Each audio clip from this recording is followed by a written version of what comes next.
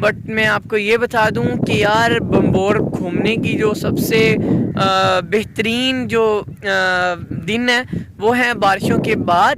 جی ہم سمندری دیوسائی کے اوپر کھڑے ہیں، دیوسائی جو بہت سارے لوگ جانتے ہیں دیوسائی کسے کہتے ہیں، اور یہ ہمارا بمبور کا سندھ کا سمندری دیوسائی ہے۔ بالکل سمندر پانی آپ کو بالکل برابر لیول میں ملے گا، لیول میں۔ میرے جو پیچھے سب سے تاریخی جگہ ہے بمبور سٹی، بہت سارے لوگ جانتے ہیں کہ دو حوالے سے بہت مشہور ہے۔ محمد بن قاسم 712 میں آپ ادھر تشریف لائے تھے، اور دوسرا سسی پنو، عاشقی لوگ جو ہوتے ہیں وہ اس کے بارے میں بہت اچھی طریقے سے جانتے ہوں گے۔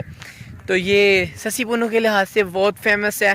سسی جو تھی وہ میڈم ادھر سے ہی تھیں، بمبور سے۔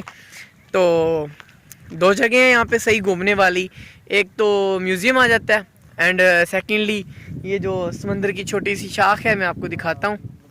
اس کی ایک چیز جو ہے وہ یہ ہے کہ یہ دلدل ہے اچھی خاصی، بٹ بہت خوبصورت ہے جگہ، بڑے احتیاط سے چلنا پڑتا ہے۔ تو یہ خوبصورت پانی کی لہریں، آہا ہا ہا، اور یہ سن سیٹ، کیا بات ہے جی۔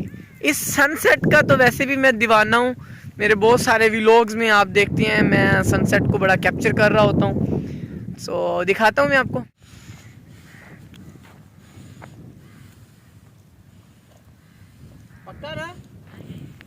آپ بارشوں کے بعد آئیں جولائی اگست میں اور خوبصورت نظارے آپ کو ملیں گے۔ اور یہ میری بیک سائڈ پہ بمبور قلعہ، جیسا کہ میں نے اپنی ویڈیو میں آگے چل کے آپ کو بتاتا ہوں، بہت خوبصورت ہے۔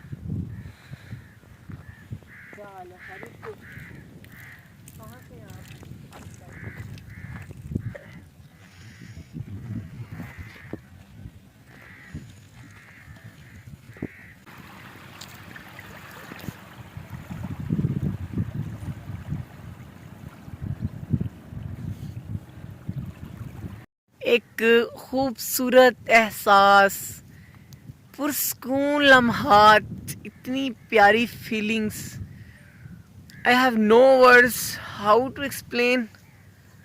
یہ کبھی بھی آپ بمبور آئیں، it's a request to all of you guys، جب بھی آپ آئیں پلیز سن سیٹ ضرور دیکھیے گا۔